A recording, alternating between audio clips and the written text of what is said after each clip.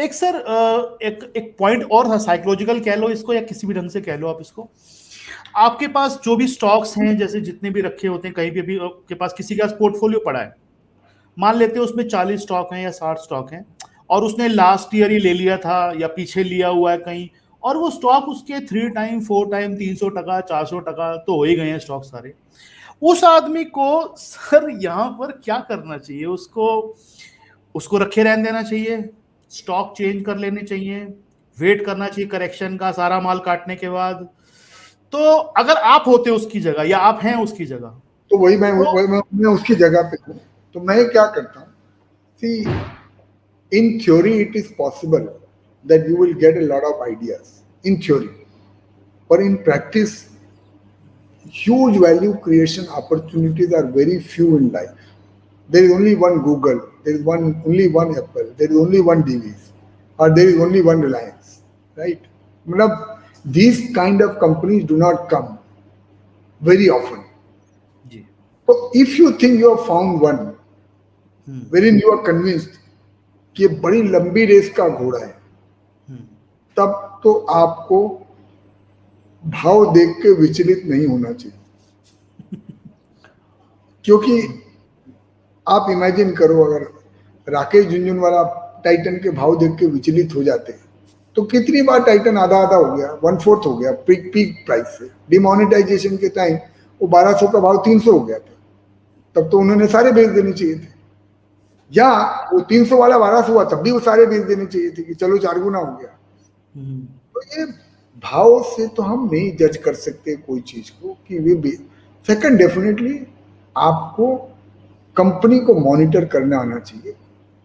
अगर आपको लगता है कि आप एक ऐसी कोई कंपनी ओन कर रहे हो जिसमें 10 साल का रिटर्न अगले 2 साल में हो गया है, या अगले 5 साल में भी बेस्ट पॉसिबल सिनारियो में भी पैसा नहीं बनने वाला है, 4 साल में भी बेस्ट पॉसिबल सिनारियो में भी पैसा नहीं बनने वाला है, तब फिर आपको वो सोचना पड़ेगा कि भाई मेरे को ये नहीं रखना है, and that is when you sell. तो जैसे for instance what is happening in some of this new technology related companies, जिसमें कि 5-5 7-7 10-10 साल की बातें हो रही है, ये हो जाएगा वो हो जाएगा। अभी मेरे पास अगर वो शेयर रहता तो हो सकता है मैं बेच दिया होता, या मैं नहीं लेने जाता, वो तो पक्की बात है। अभी आप मेरी कम समझ सकते हो इसको, कि मुझे समझ भी नहीं है ज्यादा, मेरा एक ट्रेडिशनल अप्रोच है इन्वेस्टिंग का, वो भी समझ सकते हो। तीसरा, अभी स्टेज है लाइफ का जहां पे capital protection is also very important for me, तो वो भी समझ सकते हो। पर मैं तो वही करूंगा जो मुझे समझ में पड़ती है। लेकिन सर यहाँ पर कुछ लोग ऐसे बोलते हैं कि आज से 20 साल पहले किसी ने गूगल के लिए भी यही कहा होता जो आज लोग जोमेटो के लिए कह रहे हैं या पेटीएम के लिए कहेंगे, तो हो सकता है गूगल जैसा बन जाए ये लोग, हो तो कुछ भी सकता है। देखना ये है ना कि 20 साल पहले गूगल 10 बिलियन पे था और वो 2.5 ट्रिलियन पे आए, ये तो 2.5 ट्रिलियन से चालू हो रहे हैं ना।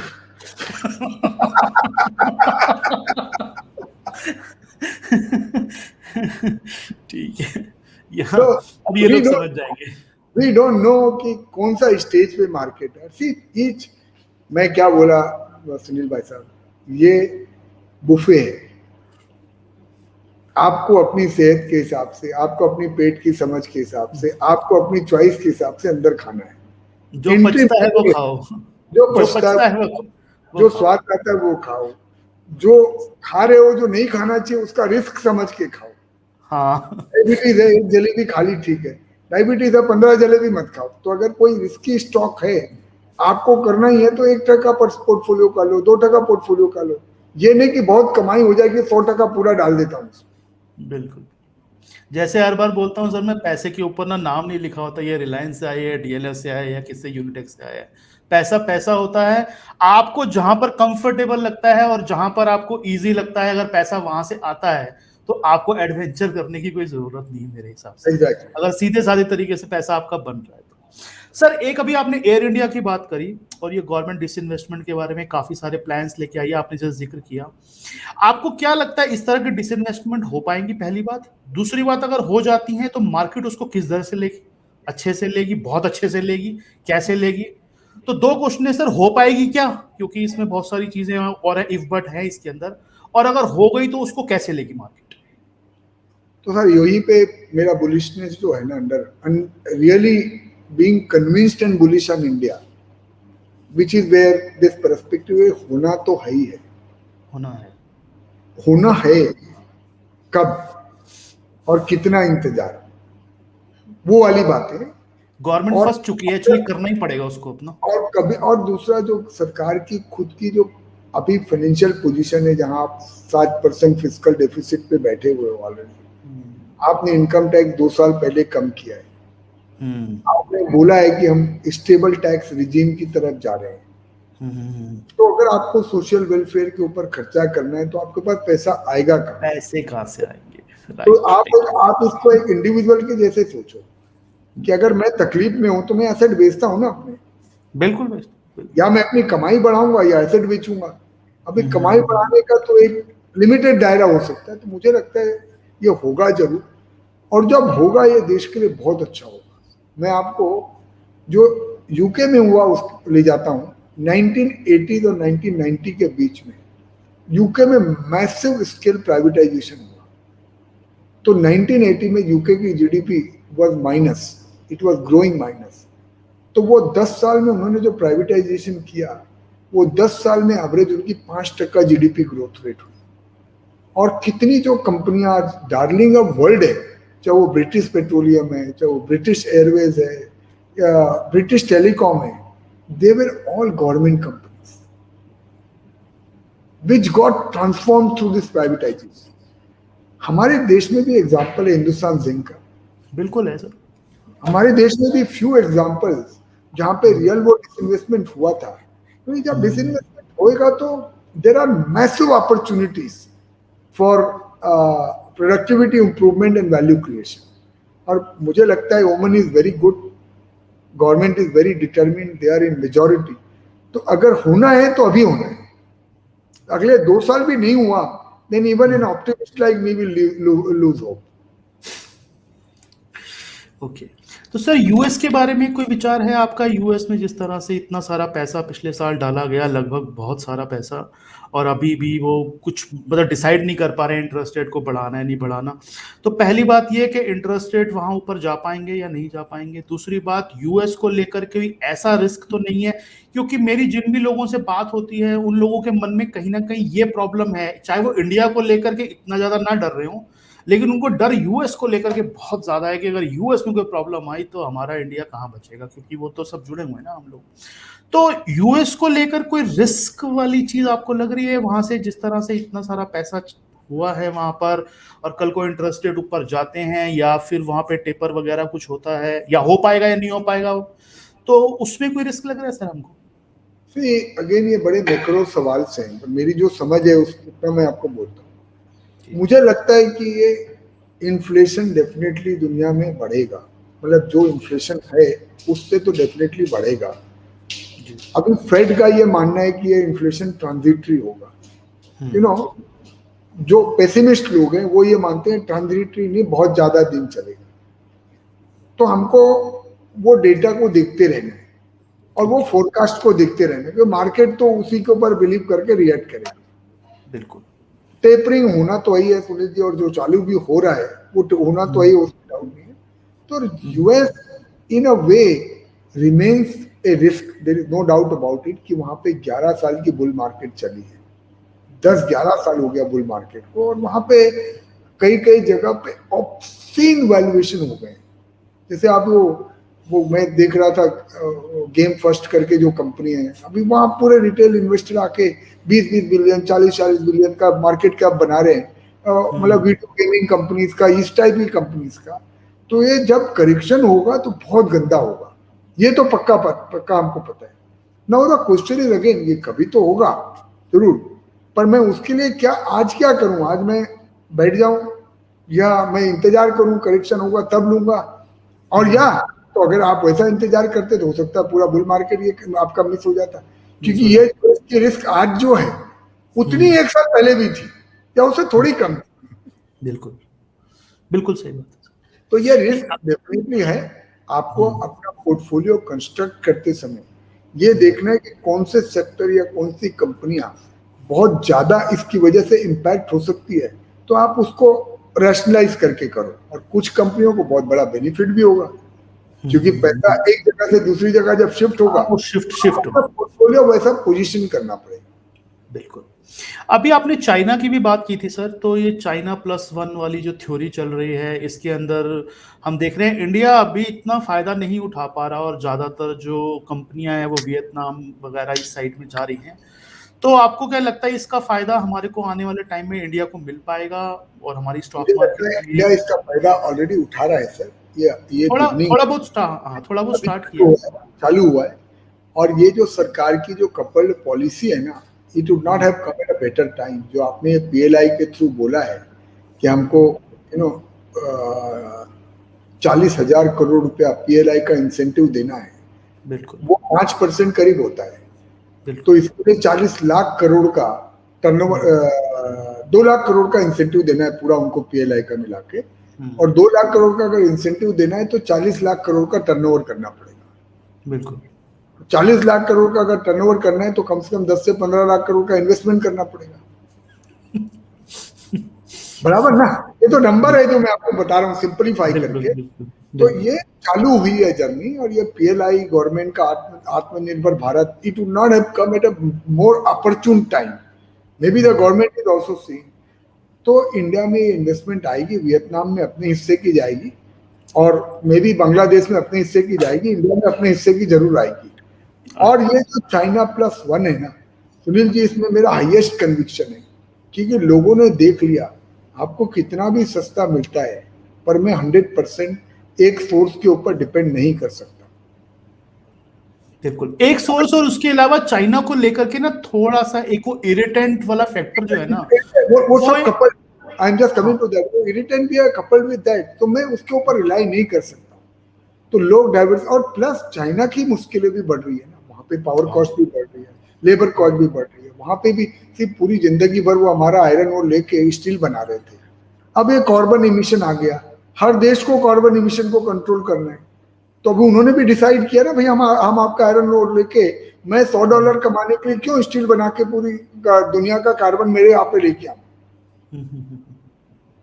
तो वो चाइना की भी अपनी अलग अलग तरीके की मुश्किलें हैं, ये अलग अलग पर्सपेक्टिव है उसमें।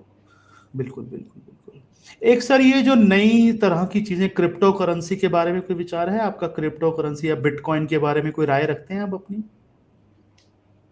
भाई साहब ये तो ग्रेप्स और सावर, मैंने ₹1 बनाया नहीं क्रिप्टो में ना, मुझे पता नहीं है to be honest with you, तो I will refer, but I always wonder that एक कोई चीज जिसकी कोई रियल में वैल्यू नहीं है, मालिक भी नहीं है उसका कोई। मैं कल मेरे नेफ्यू से बात कर रहा था, वो बोला आपको लगता है क्रिप्टो की वैल्यू नहीं है, पर दुनिया में इतना सारा पैसा प्रिंट हो गया है तो पैसे की भी क्या वैल्यू है। मतलब at the end of the day कभी पैसा भी डिवैल्यू हो सकता है, जो पास्ट में हुआ ही है, कोई करेंसी भी डिवैल्यू हो सकती है। तो ये तो लेकिन कोई सॉवरेन तो है उसके पीछे, इसके पीछे तो सॉवरेन भी नहीं है, जिसका दिल आ रहा है करेंसी खोल रहा है। सॉवरेन जो है, अगर आप देखोगे पहले 1970s के पहले जितना आप पैसा प्रिंट करते थे उतना आपको गोल्ड रखना पड़ता था। बिल्कुल। जब से वो पॉलिसी चालू बंद हो गई तब से आप बिंदास पैसा प्रिंट करते जा रहे हैं। तो I would only say people who have understanding and have the stomach to digest the volatility, they should definitely evaluate crypto as an asset class. Neither I have the understanding nor the stomach to digest the volatility.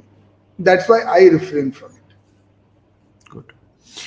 एक sir commodities के बारे में आपका कोई विचार? Steel sector, हमारे India specific पूछ रहा हूं मैं आपसे, स्टील सेक्टर हो गया या ओवरऑल कमोडिटीज जो है उस बारे में बहुत कुछ लोग कह रहे हैं इसकी साइकिल घूम गई है, इसकी नई साइकिल सुपर साइकिल शुरू हो गई है, और कुछ लोग कह रहे हैं ये बीच का बाउंस है, चल जाएगा, खत्म हो जाएगा। डाउट आ जाते हैं कुछ बाहर देख के, यहाँ देख के, और डॉलर की वजह से भी थोड़ा सा बीच में आती रहती है दिक्कत। तो कमोडिटीज को लेकर सर ये साइकिल चेंज हुई है या ऐसे ही है? मतलब कई सारी कंपनीज के लिए डेफिनेटली साइकिल चेंज हो गई है, बिकॉज अगर आप देखो जैसे स्टील की जो टॉप 5-6 कंपनियां थी उनका 3.5 लाख करोड़ का डेट था इन 2019, और 60,000 करोड़ का EBITDA था।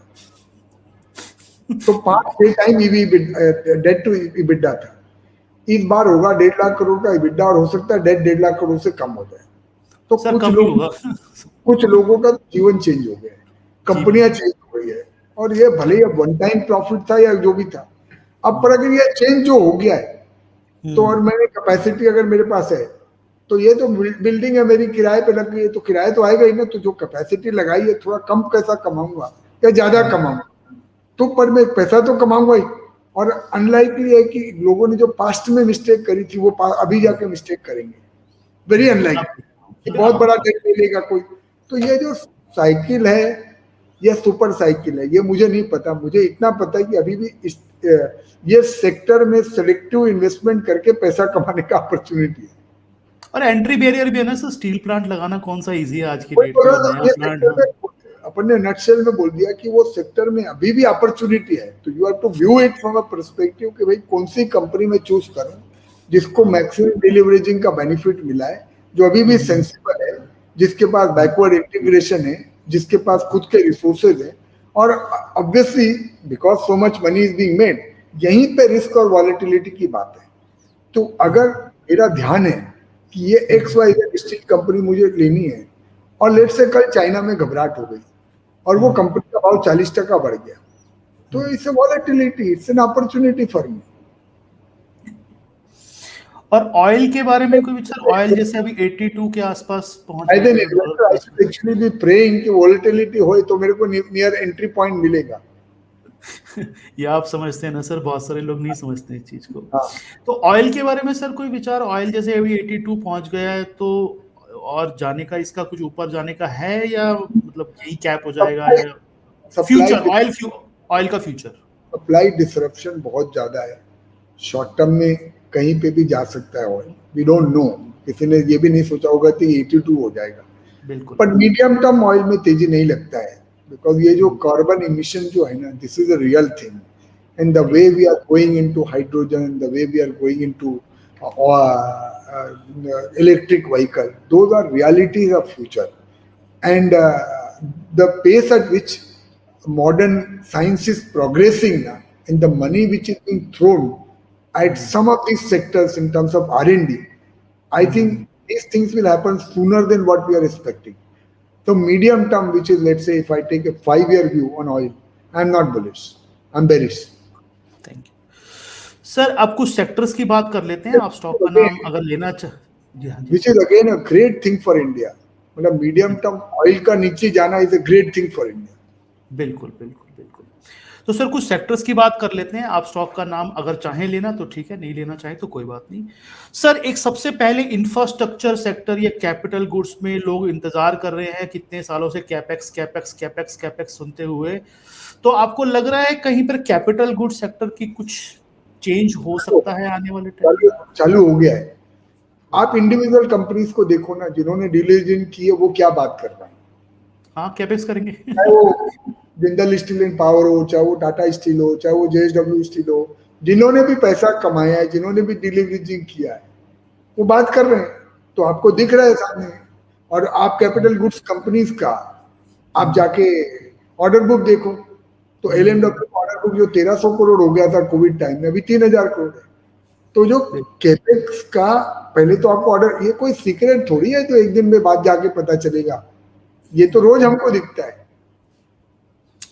तो आगे के लिए भी अच्छा फ्यूचर लगता है आपको? अच्छा लगता है, बहुत टाइम बहुत अच्छा लगता है। मुझे लगता है जो इंटरेस्ट रेट है, मतलब आप again, I am not telling you A, B और C stock, you have to do, I will not name a stock, I don't want individual company, but there are various ways to play this capex cycle and you have to choose how you want to play.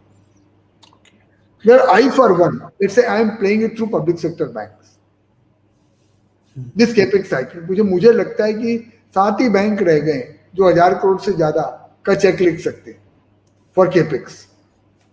तो इनको आगे जाके कहीं ना कहीं pricing power आएगा। Real estate का जिस हिसाब से इंप्रूवमेंट हो रहा है, इनकी रिकवरी पास्ट की जो है, ये बहुत ज्यादा पॉजिटिवली सरप्राइज करेगी। इनका जो वैल्यूएशन है अभी, ये बहुत ज्यादा सस्ता है, अंडर ओनरशिप है, लोगों को जीरो बिलीफ है। जिससे भी बोलता हूँ ऐसे मुंह फेर लेता है। पीएसयू बैंकों को लेकर के सर एक आप और एक शायद राकेश सर जो हैं वो थोड़ी सी अच्छी सोच रखते हैं, इसके अलावा मुझे लगा नहीं, कोई भी आदमी ऐसा मिला नहीं मुझे जो पीएसयू बैंक को लेकर के इतनी फ्रैंकली बोलता भी हो इस बारे में। तो तो सर इसीलिए उसके पीछे कोई खास कन्विक्शन होगी आपकी, कोई लग रहा है मुझे। मैं बोल रहा हूँ सर, मैंने आपको जो बताया आज की घड़ी पे जैसे जो वैल्यूएशन न्यू इकोनॉमी की कंपनी का चल रहा है, लोग बोलते हैं फिनटेक फिनटेक। अरे मेरे भाई, फिनटेक में कौन डिपॉजिट जाके रखेगा, या आप एसेट कैसे बिल्ड करोगे? इनके पास आज जो फ्रेंचाइज है, इतना बड़ा डिपॉजिट बेस है, इतना बड़ा एसेट बेस है, ये इंडिविजुअल बैंक 25-25 हजार करोड़ का ऑपरेटिंग प्रॉफिट कर रहे हैं और 1 टाइम ऑपरेटिंग प्रॉफिट पे अवेलेबल है या 1.2 टाइम ऑपरेटिंग प्रॉफिट पे अवेलेबल है। तो ये तो सुनील जी, जब आप जन्नत में होते हो ना तो आप अकेले होते हो। सर एक्चुअली प्रॉब्लम क्या है, रिस्क रिवॉर्ड रेशो इनमें हमेशा से अच्छा रहा है पहले से ही, लेकिन प्रॉब्लम ये है कि वो कभी पूरा नहीं हो पाता, वो हमेशा फिर वो आधे रास्ते में से घूम जाते हैं। आप इसके चार्ट देखते रहिए, आपको दिखेगा आगे का रास्ता। चलो ठीक है सर। एक सर आईटी के बारे में आपका कोई विचार? आईटी सेक्टर ने बहुत अच्छा परफॉर्म किया है और अभी जिस तरह से कह रहे हैं क्लाउड के बारे में और बाकी जो थोड़ा डिजिटल मुझे लगता है मिड कैप आईटी में थोड़ा केयरफुल रहना चाहिए, वहां पे वैल्यूएशन बहुत ज्यादा थोड़े यूफोरिक जोन में जा रहे हैं। नहीं, मैं शॉर्ट टर्म की बात नहीं कर रहा हूँ सर, शॉर्ट टर्म की बात नहीं कर रहा हूँ। शॉर्ट टर्म में तो हो सकता है क्योंकि इतना राइज आया, करेक्शन आएगा ऑब्वियसली, लेकिन मीडियम वैसे 2-4 साल के लिए अच्छा लगता है। मीडियम टर्म अभी भी बहुत डिमांड है, दिख रहा है ना। अगेन पूरी दुनिया को डिजिटाइज करना है, पूरी दुनिया को टेक्नोलॉजी की तरफ एडवांस करना है, सारों को अपने डिसरप्शन करना है, सारों को अपने सोचने का तरीका चेंज करना है, तो सर्विसेज का डिमांड तो रहेगा है। द क्वेश्चन इज आप स्टॉक में कितना पैसा कमा सकते हो।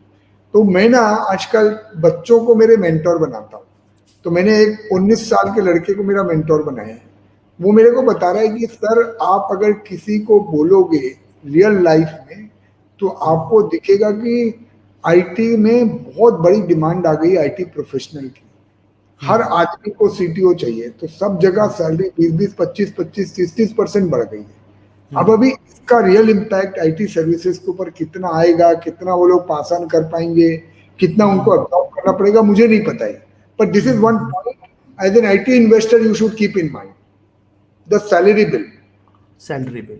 वो तो बढ़ ही गया सर, वो तो हम भी देखते हैं, बहुत सारा कुछ हो गया है वो तो, मतलब और इतना एट्रिशन है आज की डेट में कि आप तो जानते ही होंगे सब कुछ, इतनी बुरी हालत है, एक कंपनी से दूसरी कंपनी, दूसरी कंपनी से तीसरी कंपनी, और हर चेंज में 20% का हाइक मिल रहा है लोगों को। मतलब डिमांड ऐसी है कि आप सोच नहीं सकते। तो ये कहीं ना कहीं बिल तो फटेगा किसी ना किसी के नाम तो, और वो आएगा भी फर्क कहीं ना कहीं, लेकिन ये बहुत ही शॉर्ट टर्म की बात है। अगर वहां से डिमांड आती रहती है पीछे से, उतना सॉलिड है तो चीजें अच्छा फिर है, आगे हो जाएंगी। उसमें कोई डाउट ही नहीं है, उसमें कोई डाउट ही नहीं, उसमें कोई डाउट नहीं। एक सर पावर सेक्टर भी काफी दबा हुआ रहा है पिछले कई सालों से, और अभी सुनने में आ रहा है कुछ बिल नए आ रहे हैं, कुछ और चीजें आ रही है, और गवर्नमेंट के रोज नए एक्शन आ रहे हैं पावर को लेकर के, उनकी सोच बता रहे हैं कहीं ना कहीं। उस बारे में सर ये कुछ है विचार आपका? बहुत सप्रेस्ड वैल्यू से एक बड़ा सिंपल मेरा फंडा है सुनील जी, जिस जहां पे भी बहुत सालों से पैसा नहीं बना है ना, एज एन इन्वेस्टर मैं तो वहीं पे देखता हूँ। मैं सिर्फ एब्सोल्यूट ये नहीं देखता हूँ कि वहां पे नहीं बना तो मैं चला जाऊं। तो एक तो पहला इस्टेब्लिश हो गया, अगर नहीं बना तो बनने का चांस तो है ना। अब दूसरा है कि वो बनेगा क्यों, ये देखते हैं फिर कि भाई अब पावर जैसे कंपनी आपने बोला कि 10 साल से किसी ने इन्वेस्ट ही नहीं किया। अभी देखो स्पॉट मार्केट में पावर की क्या भाव है, 11 रुपया, 12 रुपया, 13 रुपया पर यूनिट। तो जिसके प्लांट लगे हुए वो तो रियल कैश कमा रहा है ना। बिल्कुल। और अगर रियल आप कैश कमा रहे हो तो कभी ना कभी मार्केट वैल्यू देगा ना। एक्चुअली में सर पिछले 8-10 सालों से किसी ने भी नहीं कमाया, मतलब मार्केट ने रिटर्न किसी भी चीज में नहीं दिया, और कहीं पर भी एक एफएमसीजी स्टेपल्स को छोड़ दें तो मेरा ख्याल में कहीं पर भी कोई इतना बड़ा रिटर्न तो मिला नहीं है। तो लगभग सारे एरिया ही बोल सकते हैं कि दबे हुए हैं इस तरह के पावर वाले, इंफ्रास्ट्रक्चर वाले। तो कहीं ना कहीं उनके अंदर अब ये काम हो रहा है जो गवर्नमेंट की तरफ से, तो कहीं कुछ दिख तो रहा है सर। अब कितना हो पाएगा कितना नहीं हो पाएगा ये आप जैसे गुरु बता पाएंगे, कैसे कर पाएंगे ये लोग नहीं कर पाएंगे। दिख तो रहा है कुछ ना कुछ होता हुआ, हलचल दिख तो रही है सर। तो सर एक मैं ऑटो सेक्टर के बारे में और एक आपका फेवरेट फार्मा सेक्टर था उसके बारे में बात करते हैं। तो इस बारे में क्या विचार है सर आपका ऑटो के बारे में? सब्जेक्टिव बुलिशनेस है, जो हमारी जो बुलिशनेस है, जो basically generalization of drugs from India, वो तो कुछ चेंज नहीं हुआ है, right.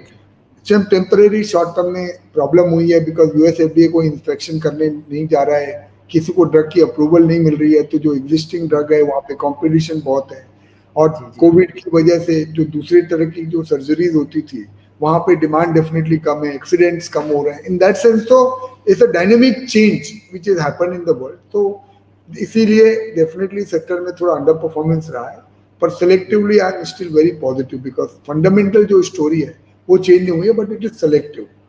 Again on auto it is one way to look at is कि there will there be a disruption?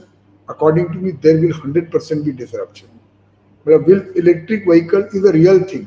So when you are investing in any of these companies, you have to make sure कि आप proper वो mind बना के कि उनका PE के ऊपर क्या इम्पैक्ट होगा, या उनके will they be market leader, can they command. जैसे let's say for two wheeler space है, आज की घड़ी में टू व्हीलर स्पेस में अगर 40 टू व्हीलर स्पेस में चाइना में there are 200 companies in electric vehicle space. 200 company छोटी बड़ी मिला के. इंडिया में तो टू व्हीलर बनाने वाली सिर्फ 3 ही कंपनियां, तो अगर 20 कंपनियां हो जाएगी तो कंपटीशन तो आएगा ना. तो there lot of this sectors will face huge disruptions in the next 5 years. So wherever, if you think you have identified an auto company which is going to lead this disruption, then you are in a good wicket. But if you are an incumbent, जहाँ के ये disruption से आपको नुकसान हो सकता है, you have to be careful. तो सर आपने हमारे सारे जो प्रश्नों के जवाब दिए, और सब बहुत सारी हमने आज बातें की, और काफ़ी समय लग गया, हमको पता भी नहीं चला आपसे बात करने में. तो सर आपका बहुत बहुत शुक्रिया. आने वाले टाइम में मैं चाहूँगा एक बार आप मेरे साथ में और जुड़ें, यहाँ पर और बातें करें. और ओवरऑल इंडिया को लेकर के आप बहुत ज़्यादा तेज़ी में हैं, बहुत ज़्यादा बुलिश हैं, और मार्केट के अंदर जो केला सर का जो व्यू है वो ये है सर कि यहाँ पर क्रैश आने की कोई संभावना नहीं है. बीच में करेक्शनें हैं, पार्ट ऑफ द गेम है, वो आ सकती हैं. और अगर आप पैसा कमाना चाहते हैं तो आपको बुलिश रहना होगा, इस मार्केट पे विश्वास रखना होगा. पैसा विश्वास से ही आएगा.